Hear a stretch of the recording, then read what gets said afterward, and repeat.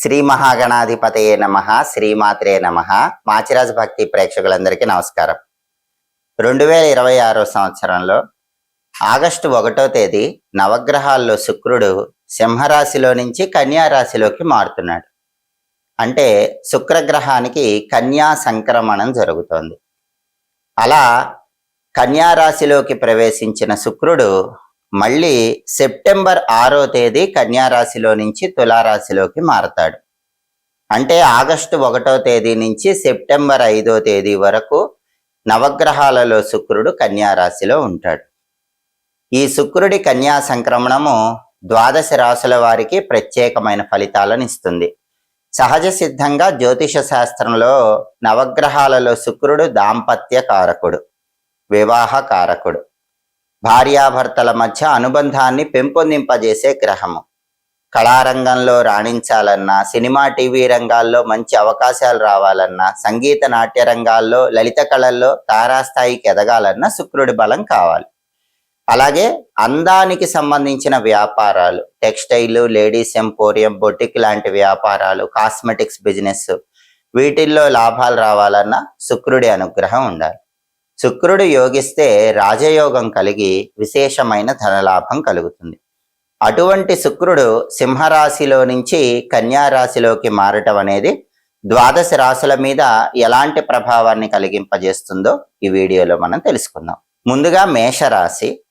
మేషరాశి వాళ్ళకి ఆగస్టు 1వ తేదీ శుక్రుడు కన్యా రాశిలోకి ప్రవేశించగానే, శుక్రుడి కన్యా సంక్రమణం జరగగానే మేషరాశి నుంచి లెక్క పెట్టినప్పుడు మేషం, వృషభం, మిథునం, కర్కాటకం, సింహం, కన్య.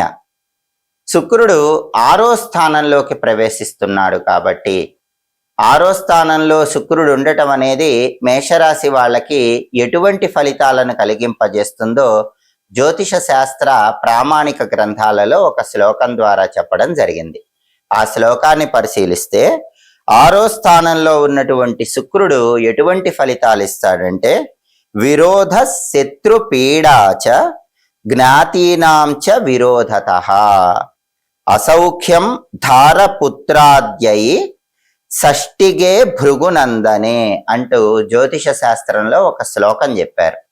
ఈ శ్లోకంలో ఉన్న అర్థాన్ని పరిశీలిస్తే, ఎప్పుడైనా సరే మన జన్మరాశి నుంచి లెక్క పెట్టినప్పుడు 6వ స్థానంలో గనక శుక్రుడు ఉన్నట్లయితే అటువంటి శుక్రుడు విరోధ శత్రుపీడాచ అంటే అనవసరంగా ఎదుటి వాళ్లను విరోధులుగా మారుస్తూ ఉంటాడు. అంటే బాగా దగ్గరైన వాళ్లే శత్రువులుగా మారిపోతూ ఉంటారన్న అర్థంలో విరోధ శత్రుపీడాచ అంటూ జ్యోతిష శాస్త్రంలో చెప్పారు.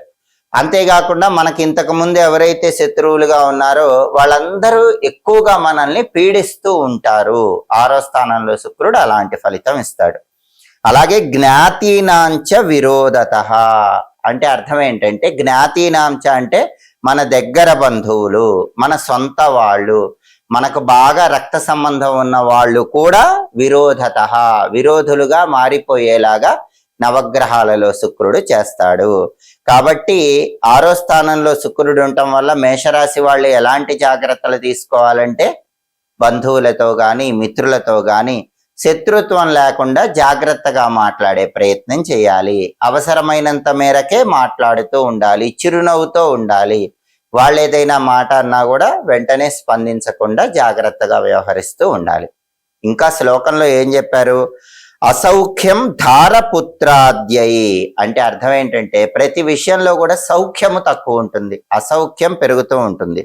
ఎవరి వల్ల? ధారపుత్రాద్యై అంటే భార్య వల్ల, లేకపోతే భర్త వల్ల, సంతానం వల్ల అసౌఖ్యం ఎక్కువగా వస్తూ ఉంటుంది. అంటే వివాహమైన వాళ్ళకైతే కనుక మేషరాశి వాళ్ళకి కుటుంబ జీవితంలో చికాకులు ఉంటాయి. అంటే భర్త వల్ల కానీ, భార్య వల్ల కానీ, పిల్లల వల్ల కానీ ఏదో ఒక చికాకుకు లోనవుతూ ఉంటారన్న అర్థంలో ఇక్కడ అసౌఖ్యం ధారపుత్రాద్యై అన్నారు. షష్ఠిగే భృగునందనే అంటే షష్ఠి అంటే 6వ స్థానం. 6వ స్థానంలో నవగ్రహాలలో శుక్రుడు ఉండటం అనేటటువంటిది ఇలాంటి ఫలితాలను కలిగింపజేస్తుందని ఈ శ్లోకం మనకు తెలియజేస్తుంది. కాబట్టి మేషరాశి వాళ్ళకి ఆగస్టు 1వ తేదీ నుంచి సెప్టెంబర్ 5వ తేదీ వరకు శుక్రుడు కన్యా రాశిలో అంటే 6వ స్థానంలో ఉంటాడు కాబట్టి బంధువులతో గాని మిత్రులతో గాని రక్త సంబంధీకులతో గాని జీవిత భాగస్వామితో గాని సంతానంతో గాని ప్రతి వాళ్ళతో కూడా గొడవలు అయ్యే అవకాశం ఉంది. ఆ గొడవలు అవ్వకుండా ప్రత్యేకమైన జాగ్రత్తలు తీసుకోవాలి, జాగ్రత్తగా మాట్లాడుతూ ఉండాలి, అసౌఖ్యంగా ఉన్నప్పటికీ ప్రశాంతంగా ఉండే ప్రయత్నం చేయాలి. దీంతో పాటు శుక్రుడికి సంబంధించిన పరిహారాలు చేసుకున్నట్లయితే గనక శుక్రుడి అనుగ్రహం కలిగి ఈ సమస్యల నుంచి బయటపడవచ్చు. ఆగస్టు 1వ తేదీ నవగ్రహాలలో శుక్రుడు సింహరాశి నుంచి కన్యా రాశిలోకి మారగానే, శుక్రుడి కన్యా సంక్రమణం జరగగానే, ఈ శుక్రుడి కన్యా సంక్రమణం 12 రాశులలో కొన్ని రాశులకు అనుకూల ఫలితాలు ఇస్తుంది, కొన్ని రాశులకు వ్యతిరేక ఫలితాలు ఇస్తుంది. మళ్ళీ శుక్రుడు సెప్టెంబర్ 6వ తేదీ కన్య నుంచి తులకి మారతాడు. అంటే ఆగస్టు 1 నుంచి సెప్టెంబర్ 5 వరకు కూడా కన్యా రాశిలో ఉన్నటువంటి శుక్రుడు 12 రాశుల వాళ్ళకి ప్రత్యేకమైన ఫలితాలు ఇస్తాడు. అనుకూల ఫలితాలు వచ్చే రాశుల వాళ్ళు అనుకూల ఫలితాలు ఇంకా పెంచుకోవటానికి, వ్యతిరేక ఫలితాలు వచ్చే రాశుల వాళ్ళు వ్యతిరేక ఫలితాలు తగ్గింపజేసుకోవటానికి శుక్రుడికి సంబంధించిన కొన్ని శక్తివంతమైనటువంటి పరిహారాలు పూజలు చేసుకోవాలి. నవగ్రహాలలో శుక్రుడికి అలసందలు బొబ్బర్లు అంటే చాలా ఇష్టమని జ్యోతిష శాస్త్ర గ్రంథాల్లో చెప్పారు. కాబట్టి ఆగస్టు 1 నుంచి సెప్టెంబర్ 5 మధ్యలో వచ్చే శుక్రవారాలు ఎప్పుడైనా సరే అలసందలు నానబెట్టినవి గోమాత కొన్ని ఆహారంగా తినిపించండి. మీకు దగ్గరలో గోవులు అందుబాటులో లేకపోతే దగ్గరలో ఉన్న దేవాలయానికి వెళ్ళి శుక్రవారం శుక్రహోరా కాలం అని ఉంటుంది. అంటే ఉదయం 6 నుంచి 7 మధ్యలో, మధ్యాహ్నం 1 నుంచి 2 మధ్యలో, రాత్రి 8 నుంచి 9 మధ్యలో శుక్రహోరా కాలం ఉంటుంది. ఆ శుక్రహోరా కాలం ఉన్న సమయంలో 1.25 కేజీ అలసందలు అంటే బొబ్బర్లు, శుక్రుడికి ఇష్టమైన రంగు తెలుపు రంగు కాబట్టి తెల్లటి వస్త్రంలో మూటగట్టి అక్కడ దేవాలయంలో బ్రాహ్మణులకు పండితులకు దానం ఇచ్చుకోండి. అప్పుడు శుక్రుడు అనుకూల ఫలితాలు ఇస్తుంటే అవి రెట్టింపు అవుతాయి, వ్యతిరేక ఫలితాలు ఇస్తే తగ్గిపోతాయి. కాబట్టి శుక్రగ్రహానికి ప్రీతికరమైన ఈ అలసందలు బొబ్బర్లు నానబెట్టి ఆవుకైనా తినిపించండి, లేదా పంతులు గారికి దానమైనా ఇవ్వండి. ఈ సమయంలో వచ్చే శుక్రవారాలు ఈ పరిహారం చేసుకోవాలి. అలాగే శుక్రుడికి ప్రీతికరమైన స్నానాన్ని కూడా జ్యోతిష శాస్త్ర గ్రంథాల్లో చెప్పారు. నవగ్రహాలలో శుక్రుడికి సుగంధ ద్రవ్యాలు అంటే ప్రీతిపాత్రము అని ప్రామాణిక జ్యోతిష గ్రంథాలన్నింటిలో కూడా చెప్పారు. కాబట్టి శుక్రవారాలు స్నానం చేసే నీళ్లలో కొద్దిగా పన్నీరు కలుపుకొని స్నానం చేయండి. సెంట్ కొద్దిగా నీళ్లలో వేసుకొని ఆ నీళ్లతో స్నానం చేస్తే శుక్రుడి అనుగ్రహం కలుగుతుంది. అలాగే శుక్రుడికి కుంకుమ పువ్వు అంటే కూడా చాలా ఇష్టం. కుంకుమ పువ్వు పొడి కొద్దిగా స్నానం చేసే నీళ్లలో కలుపుకొని ఆ నీళ్లతో స్నానం చేస్తే అనుకూల ఫలితాలు వస్తాయి. అదేవిధంగా శుక్రవారం ఉపవాసం ఉంటే కూడా శుక్రుడు అనుగ్రహిస్తాడు. అంటే ఆగస్టు 1 నుంచి సెప్టెంబర్ 5 మధ్యలో వచ్చే శుక్రవారాలు ఏదో ఒక శుక్రవారం ఉపవాసం ఉండండి. అంటే పగలు ఉపవాసం ఉండి పాలు పళ్ళు స్వీకరిస్తూ రాత్రికి పాలతో చేసిన పాయసం తినండి. శుక్రుడికి పాలతో చేసిన పాయసము లేదా క్షీర అన్నము ఇది చాలా ప్రీతికరం. కాబట్టి పగలు ఉపవాసం ఉండి రాత్రికి పాలతో చేసిన పాయసం తింటే కూడా శుక్రుడి అనుగ్రహం కలుగుతుంది. అదేవిధంగా నవగ్రహాలలో శుక్రుడికి అధిష్టాన దైవం రాజరాజేశ్వరి అమ్మవారు అంటే లలిత అమ్మవారు. ఎప్పుడైనా సరే శుక్రుడు యోగించాలంటే లలిత అమ్మవారిని పూజించాలి అని జ్యోతిష శాస్త్రంలో చెప్పారు. అందుకే ఆగస్టు 1 నుంచి సెప్టెంబర్ 5 మధ్యలో వచ్చే శుక్రవారాలు లలితా సహస్రనామ స్తోత్రాన్ని చదవటం కానీ వినటం కానీ చెయ్యండి. లలిత అమ్మవారికి కుంకుమార్చన చేసుకోండి.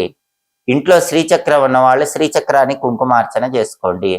మరి ఈ పూజలు చేయలేని వాళ్ళు ఏం చేయాలి?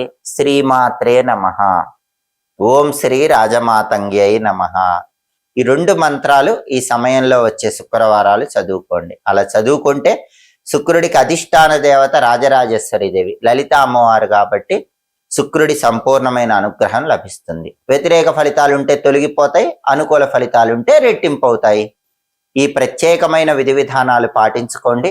శుక్రుడి అనుగ్రహాన్ని 12 రాశుల వాళ్ళు సులభంగా పొందండి. ఎప్పటికప్పుడు గ్రహాల సంచారంలో వచ్చే మార్పులను బట్టి రాశి ఫలితాలు తెలుసుకోవాలనుకుంటున్నారా? అయితే మా మాచిరాజ భక్తి ఛానల్ చూడండి. మా వీడియోస్ మీకు నచ్చినట్లయితే మా ఛానల్ లైక్ చేయండి, కామెంట్ చేయండి. మా ఛానల్ వీడియోస్ 10 మంది మిత్రులకు షేర్ చేయండి. మా ఛానల్ సబ్స్క్రైబ్ చేసుకోండి. పక్కనున్న బెల్ సింబల్ నొక్కటం మాత్రం మర్చిపోకండి. సర్వే జనాః సుఖినో భవంతు. స్వస్తి.